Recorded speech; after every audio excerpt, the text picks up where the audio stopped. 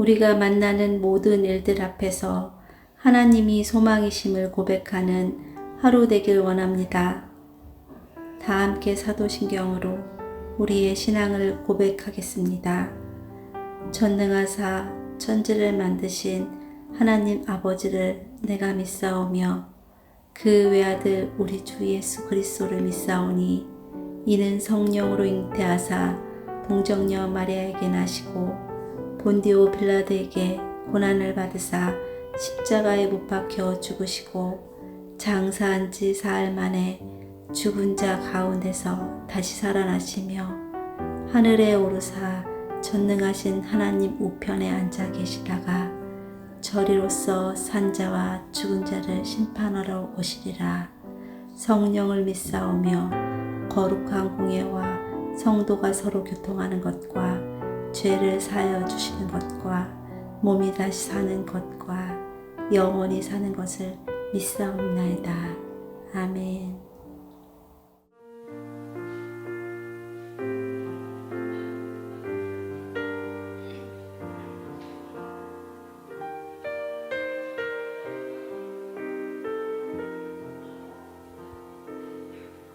고달픈 삶의 은혜도 무뎌지고 곧 사라질 것에 내 맘 두네. 헛되고 헛된 것들을 바라보며 그 은혜를 놓치며 살았네. 주어진 삶을 묵묵히 살아가며 날 붙드신 주 예수를 보내. 사망 가운데 놓여진 나의 삶을 날 건지신 그 이름 예수. 나의 한숨을 바꾸셨네. 주를 향한 노래로, 소망의 노래로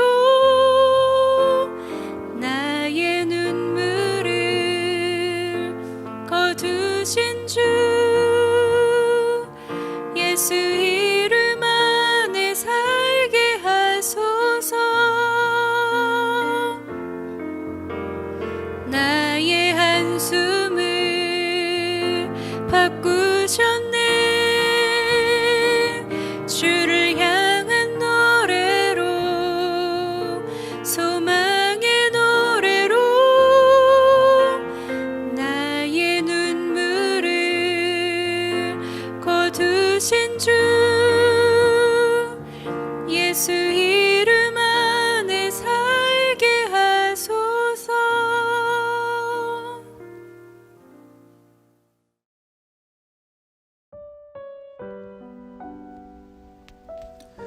오늘 우리가 함께 나눌 말씀은 예레미야 35장 18절부터 19절입니다. 예레미야가 레갑 사람의 가문에게 이르되 만군의 여호와 이스라엘의 하나님께서 이와 같이 말씀하시기를 너희가 너희 선조 요나답의 명령을 순종하여 그의 모든 규율을 지키며 그가 너희에게 명령한 것을 행하였도다. 그러므로 만군의 여호와 이스라엘의 하나님께서 이와 같이 말씀하시니라. 레갑의 아들 요나답에게서 내 앞에 설 사람이 영원히 끊어지지 아니하리라 하시니라. 아멘. 반갑습니다. 오늘 예레미야 35장 18절부터 19절까지를 중심으로 이미라는 주제의 말씀을 함께 나누겠습니다. 레갑 자손에 대해서는 우리가 이제 다 잘 알고 있습니다. 레갑 자손은 요나답의 유언을 잘 지켰습니다. 요나답의 유언은 술을 마시지 말라는 것과 소유, 특별히 집을 소유하지 말라는 것이었습니다. 지금 시대에 그 두 가지를 율법적으로 똑같이 행해야 된다 이런 말은 절대로 아닙니다. 다만 요나답이 후손들에게 그렇게 명령한 이유와 정확히 말하면 유언이었는데 그것이 가져다주는 영적 유익에 대해서 우리가 생각할 수 있어야 된다는 거죠. 사람들은 세상에서 즐거움과 안정을 찾으려고 하지만 성도의 즐거움과 안정은 오직 하나님 안에 있는 것이라는 사실을 기억해야 되는 겁니다. 단지 내가 더 즐겁기 위해서 하나님 안에 거하는 게 아니고 하나님 안에 거하는 것만이 우리에게 유일한 살 길이라는 거죠.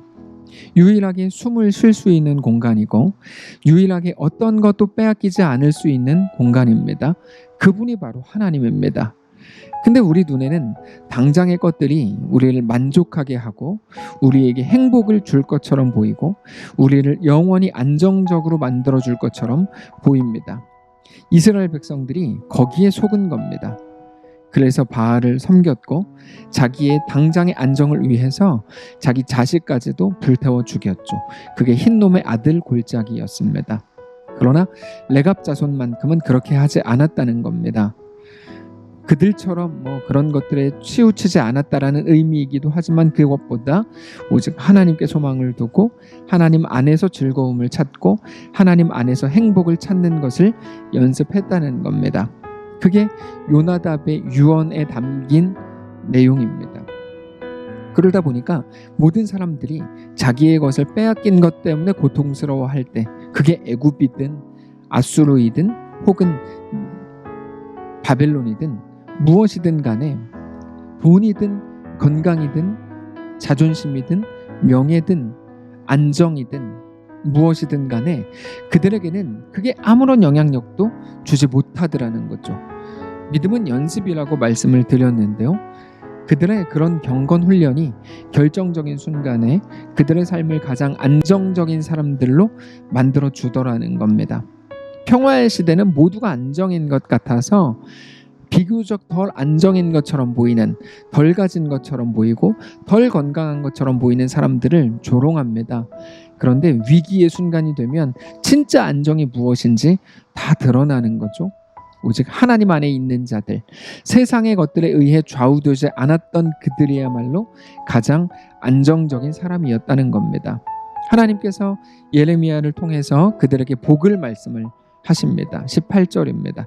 예레미야가 레갑 사람의 가문에게 이르되 만군의 여호와 이스라엘의 하나님께서 이와 같이 말씀하시기를 너희가 너희 선조 요나답의 명령을 순종하여 그의 모든 규율을 지키며 그가 너희에게 명령한 것을 행하였도다.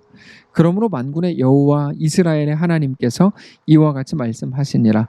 레갑의 아들 요나답에게서 내 앞에 설 사람이 영원히 끊어지지 아니하리라 하시니라. 자, 너희가 요나답의 명령에 순종했지만 사실은 그거는 나를 잃어버리지 않으려는 애씁니다.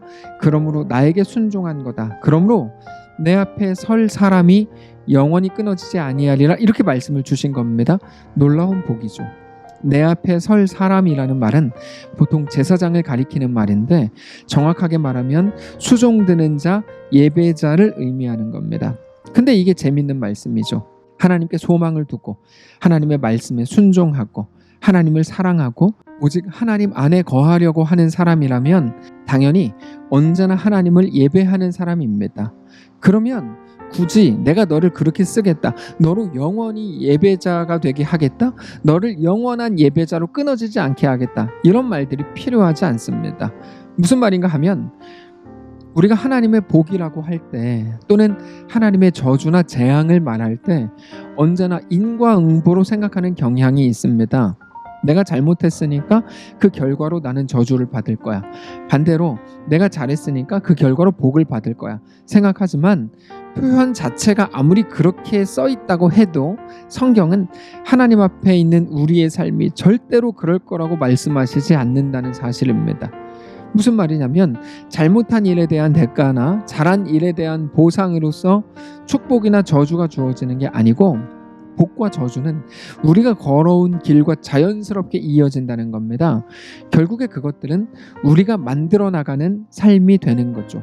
그거를 요한복음 3장에서 이렇게 말씀하세요. 하나님이 세상을 이처럼 사랑하사 독생자를 주셨으니 이는 그를 믿는 자마다 멸망하지 않고 영생을 얻게 하려 하심이라. 하나님이 그 아들을 세상에 보내신 것은 세상을 심판하려 하심이 아니요 그로 말미암아 세상이 구원을 받게 하려 하심이라. 여러분, 이거는 너무나 유명한 말씀입니다. 하나님이 우리를 사랑하셨고 우리를 구원하시기로 작정하신 이상 그 어떤 것도 우리에게 대한 하나님의 사랑을 끊을 수 없는 겁니다. 그리고 하나님은 우리를 심판하시려는 분이 아니고 우리를 구원하시려는 분이다, 분명히 말씀하시죠. 근데 그 이후를 보면 어떤 내용이 나옵니까? 18절인데요. 그를 믿는 자는 심판을 받지 아니하는 것이요 믿지 않는 자는 하나님의 독생자의 이름을 믿지 아니함으로 벌써 심판을 받은 것이니라.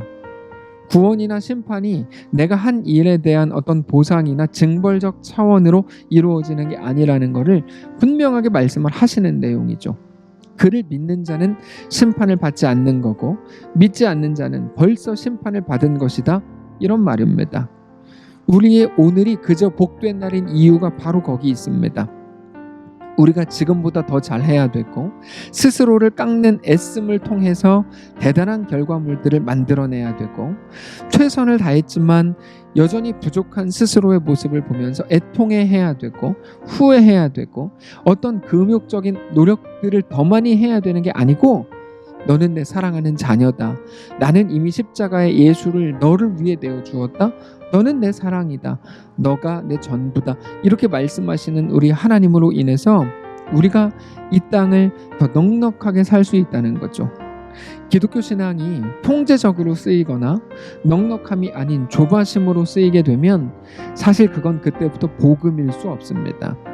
우리의 존재 자체가 어떻게 달라졌는지, 우리의 영원한 운명과 우리의 길이 무엇인지를 알아야 됩니다. 그게 복음입니다. 성경은 우리 존재에 대해서 이렇게 설명합니다. 스바냐 3장 17절인데요. 너의 하나님 여호와가 너의 가운데 계시니 그는 구원을 베푸실 전능자이시라. 그가 너로 말미암아 기쁨을 이기지 못하시며 너를 잠잠히 사랑하시며 너로 말미암아 즐거이 부르며 기뻐하시리라 하리라. 여러분, 오늘 우리가 그렇게 조바심을 내고 스스로에 대해서 그렇게 못마땅해하고 자신감이 없는 이유가 무엇일까요? 그거는 바로 세상이 우리에게 넣어준 생각 때문입니다. 너 더 잘해야 돼. 그래야 인정받아. 너 그러니까 더 노력해라. 그래서 너 최고가 되라. 너 남들을 밟고서라도 올라가지 않으면 네 인생 끝난다. 그러나 남들을 밟고서라도 끝까지 올라가고 최고가 되면 남들은 네 발 앞에 다 벌벌 길 거야. 맞는 말 같죠? 많이 들어보셨죠? 사탄이 한 말이에요. 예수님께 사탄이 한 말입니다. 여러분, 이런 말들을 우리도 모르게 격려 차원에서 했을지 몰라도 그거는 그의 영혼을 죽이는 말입니다. 그렇게 해서 최고가 되면, 그렇게 된 최고의 자리에 그게 무슨 의미가 있을까요?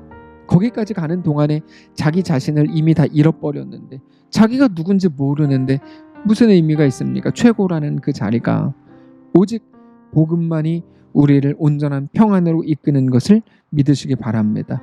오직 하나님 안에 거하는 것만이 우리의 삶을 붙들고 온전하게 완성하시는 것임을 믿으시기 바랍니다. 예수 안에서 이미 시작하신 우리에게 대한 놀라운 하나님의 구원이 오늘도 우리의 삶에 펼쳐지고 있는 것을 기억하고 확신하면서, 그러므로 더 복된 우리의 오늘이 되시기를 축복합니다. 기도합시다. 살아계신 하나님, 감사합니다.